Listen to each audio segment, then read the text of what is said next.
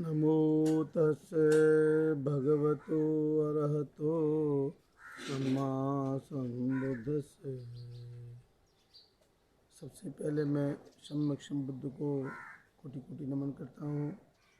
तत्पश्चात अपने गुरु भंते जी को कोटि कोटि नमन करता हूँ। उसके बाद इस धम्म देशना को सुनने वाले सभी उपासक उपासिकाओं का मैं अभिनंदन करता हूँ। धम्म देशना का विषय तो बहुत चिरपरिचित है और इसलिए भी आपको बहुत गौर से इसे सुनना होगा, समझना होगा। ये घटना आपके जीवन में कुछ नया परिवर्तन ला सकती है, एक नया रास्ता आपको दिखा सकती है। इसमें घटना भगवान बुद्ध के जीवन काल की है और भगवान बुद्ध के जीवन काल में जो जो घटनाएं घटी हैं उन सारी घटनाओं का बहुत बड़ा महत्व है। और ऐसी तमाम घटनाओं में एक घटना ये भी है जो मैं जिसके बारे में अब जिक्र करने जा रहा हूँ। वो घटना है चंद्रवाला की। चंद्रवाला से कैसे पटाचारा बनी, तो पटाचारा के जीवन की पूरी घटना है। श्रावस्ती में एक श्रेष्ठी था, उसका बहुत बड़ा मकान था, बहुत बड़ा भवन था जिसका नाम था आयुसेन। आयुसेन नाम का एक श्रेष्ठी था, उसकी एक बेटी थी जिसका नाम चंद्रवाला था और एक पुत्र था जिसका नाम था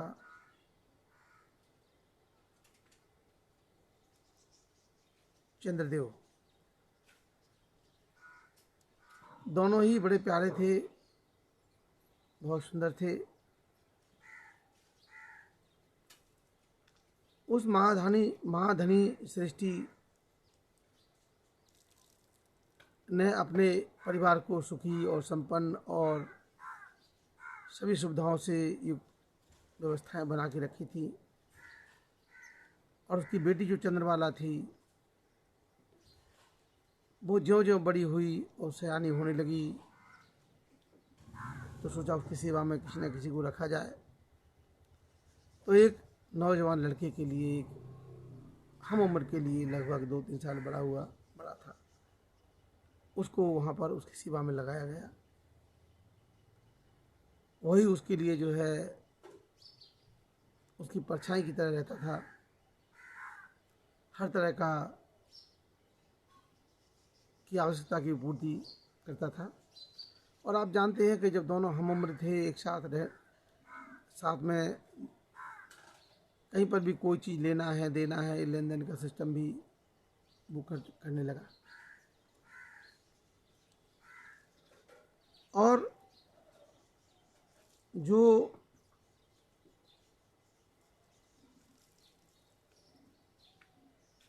नौकर है जिसको उसकी सेवा में लगाया गया था, उसका नाम था सुम्बीनाथ। सुम्बीनाथ नाम का एक वो था,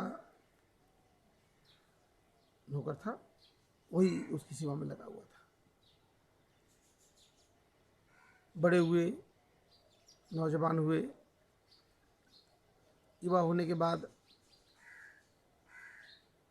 दोनों का आपस में प्रेम प्रसंग चलने लगा। उस प्रेम प्रसंग में दोनों एक दूसरे के करीब आए और बात यहाँ तक बढ़ गई। और ये बात उसके पिता आयुषन को चली तो उसने सोचा कि बिटिया सियानी हो गई है, इसीलिए उसकी शादी का प्रबंध कहीं और किया जाए और कर दिया जाए प्रबंध, ताकि जो है कोई घटना न घटे और इसके पहले इसकी शादी हो जाए। माता पिता का अपनी एक जिम्मेवारी भी होती है और एक चिंता भी होती है, इसीलिए उसकी शादी करने का प्लान बनाया। दूसरी जगह उसकी शादी की व्यवस्था बनाने के लिए पूरी तैयारियां शुरू हो गई और रिश्ता भी तय हो गया। इधर शंभू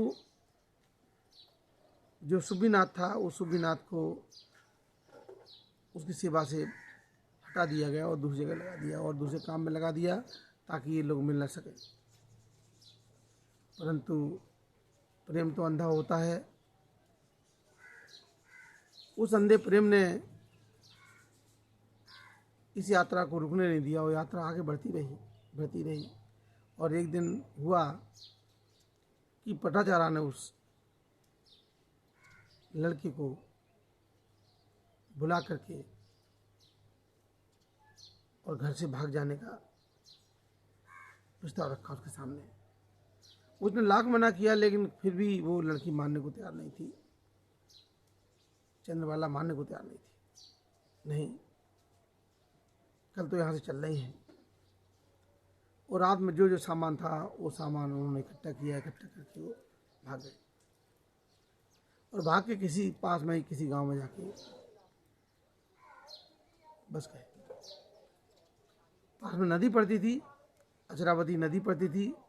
उस अचरवती नदी या अचरावती नदी, जो भी नाम था उस समय, उस नदी को उन्होंने पार किया और जाकर के नदी के उस पार किसी गांव में जाके बस गए।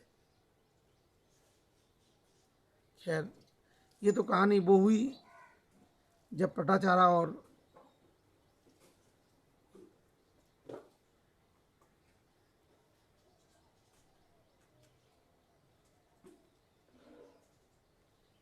सुब्बीनाथ की कहानी है। परंतु ये कहानी आगे बढ़ती है। वो तो बेचारा गरीब था, बहुत पैसे वाला था नहीं, और ये राजकुमारी जैसी थी, अच्छे सुख सुविधाओं में पली बड़ी थी। परंतु इधर आकर के उसे सब कुछ करना पड़ा जो उसने कभी सोचा नहीं था, वो भी करना पड़ा। घर के सारे काम जिसको एक आदेश देने पर उसका होता था, अब उसके लिए खुद उसके लिए करना पड़ता है। अब खुद ही उसको करना पड़ रहा है। उस काम को भी उसने किया और करते करते 2 साल के बाद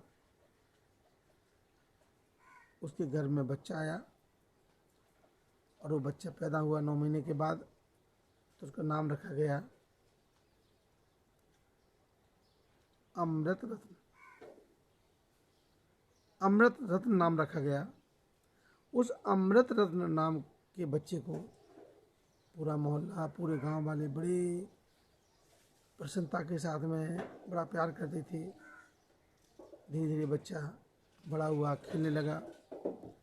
उसके 2 साल के बाद दूसरा बच्चा फिर उसके घर में आया, पला।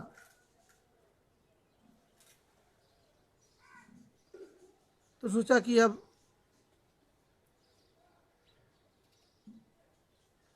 चंद्रबाला ने सोचा कि अब अपने माता पिता के पास चला जाए। अब 2 बच्चे हो गए हैं।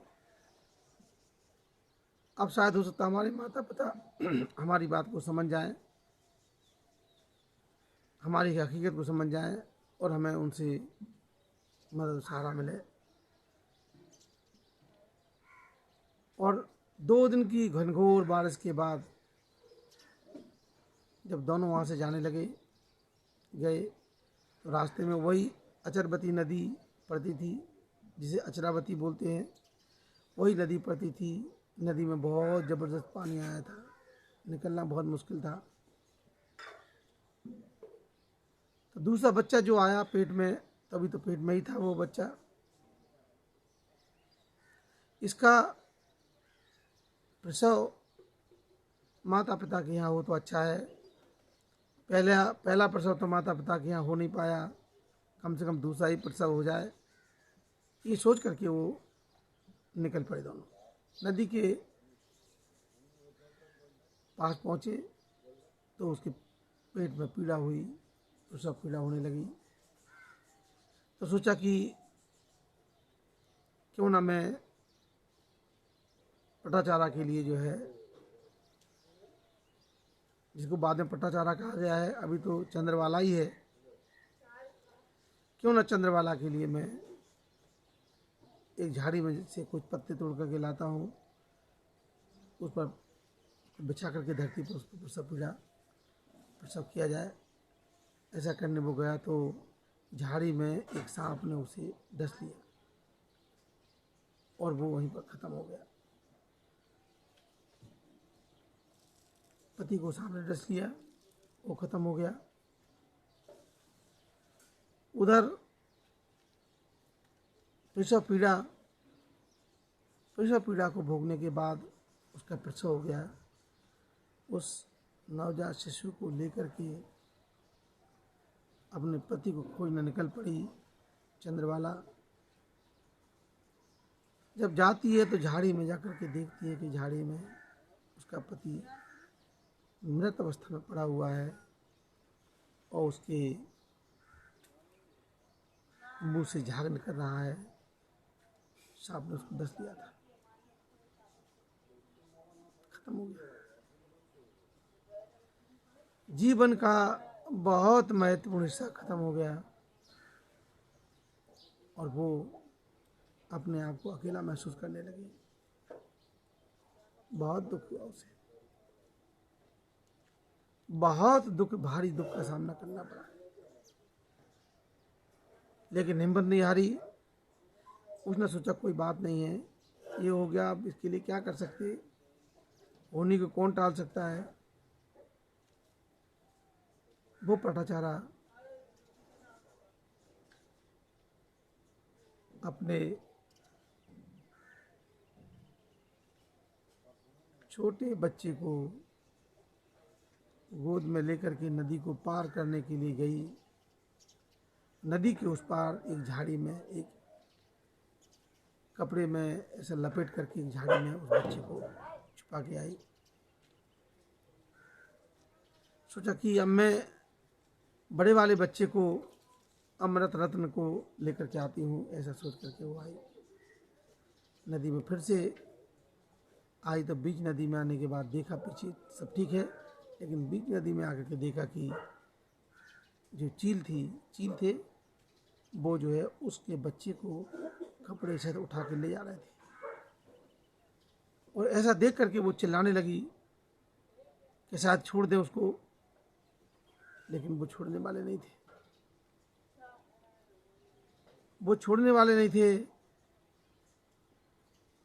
और वो चिल्लाई उसकी अपनी माँ की आवाज़ को सो करके अमृत रत्न ने सोचा कि माँ मुझे बुला रही है या माँ कोई संकट में है। वो भी नदी को बढ़ने लगा और नदी में कूद गया। नदी में कूदने के बाद वो नदी में बह गया। पहले पति चला गया, फिर छोटा शिशु चला गया, नवजात शिशु चला गया, फिर जो 2 साल का बच्चा था वो भी चला गया और अब पटाचारा के पास कुछ बचा नहीं। किसी तरह हिम्मत करके चंद्रवाला ने नदी को पार तो कर लिया। रास्ते में बहुत दुखियारी थी। चंद्रवाला जाते जाते रास्ते में कुछ लोग मिले, उनसे अपने माता पिता के हाल पूछे तो पता चला कि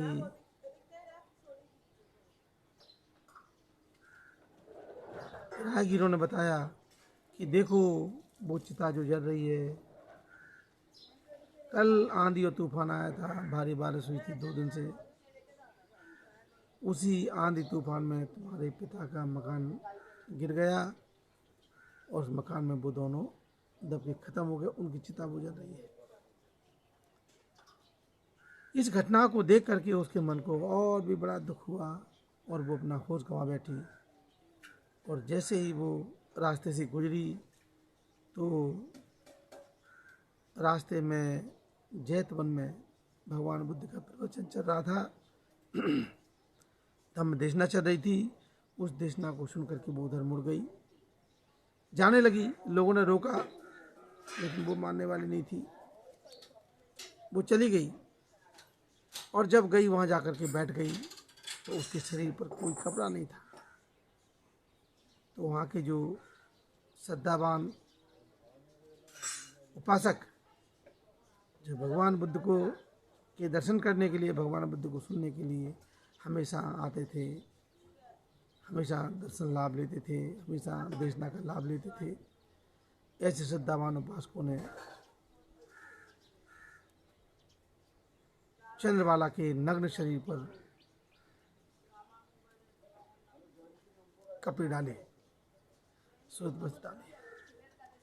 और वस्त्र डालने के बाद, जो वस्त्र डाले उसके बाद उसका नाम पड़ा पटाचारा। पटाचारा नाम तभी पड़ा उसका। भगवान बुद्ध ने देखा कि बहुत दुखियारी है, तो उसके ऊपर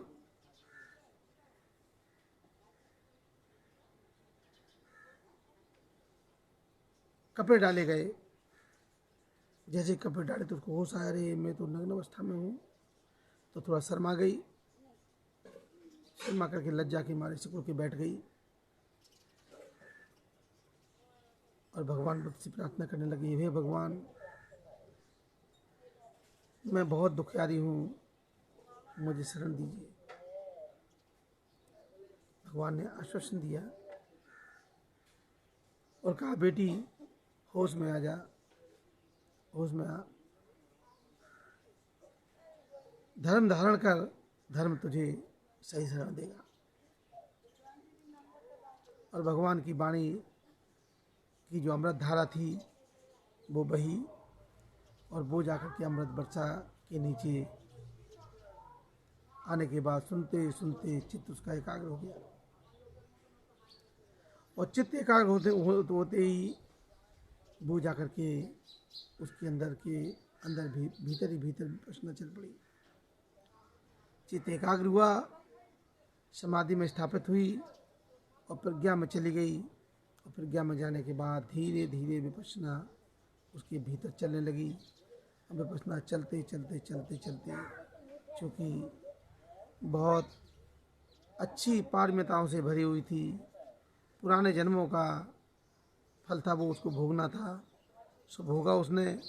लेकिन पुण्य पारमी तो उसकी थी, मजबूत थी पुण्य पारमी, इसीलिए वो श्रोतापन्न हुई और भगवान ने उसे प्रविजित करवाया और वो श्रोतापन्न हो गई। मुक्ति के मार्ग पर वह दृढ़तापूर्वक आगे बढ़ती रही। और ऐसा करते करते उसने देखा कि एक दिन एक लोटा भर पानी उसने अपने पैरों में डाला, तो देखा कि वो पानी पैर धोने के बाद थोड़ा बहा और रुक गया। फिर दूसरा लोटा डाला, वो पानी पैर धोए उससे और वो पानी और आगे बढ़ गया। तीसरा लोटा डाला तो उसका पानी और आगे तक बढ़ गया और वो जाके वहाँ समाप्त हो गया। ये जलधारा जो बही है, और पटाचारा को होश आ गया, ये जलधारा है। बस इस तरह के से आदमी की जीवन धारा है। जो पहला लोटा डाला उससे पानी पहले रुक गया, इसका मतलब है कुछ लोगों की जीवन धारा कम उम्र में समाप्त हो जाती है। और जो दूसरा लोटा भर पानी डाला, उसका पानी और आगे तक बहा, और आगे तक बहने का मतलब था कि कुछ लोग जो है मध्यम उम्र यानी मझली उम्र में जाके ख़त्म हो जाते हैं। और फिर तीसरा लोटा पानी डाला, उससे उसने ये महसूस किया कि कुछ लोग जीवन को बहुत लंबा जीवन जीते हैं, कुछ लंबी आयु में जाके ख़त्म होते हैं। अल्टीमेटली तीनों का परिणाम एक ही है कि अंत में इस जीवन धारा को समाप्त होना है। ये जो जल धारा थी उस तरह की जीवन धारा है, इसको अंतोगत्वा समाप्त होना ही है, देर सवेर इसको समाप्त होना ही है, ऐसा उसने महसूस किया। इस छोटी सी घटना ने उसके ज्ञान चक्षुओं को खोल दिया, झकझोर कर रख दिया और उसे दुखों से मुक्ति मिली और उसने शीघ्र ही सोतापन से सक्रागामी, अनागामी और अनंत की अवस्था को प्राप्त कर लिया। अपने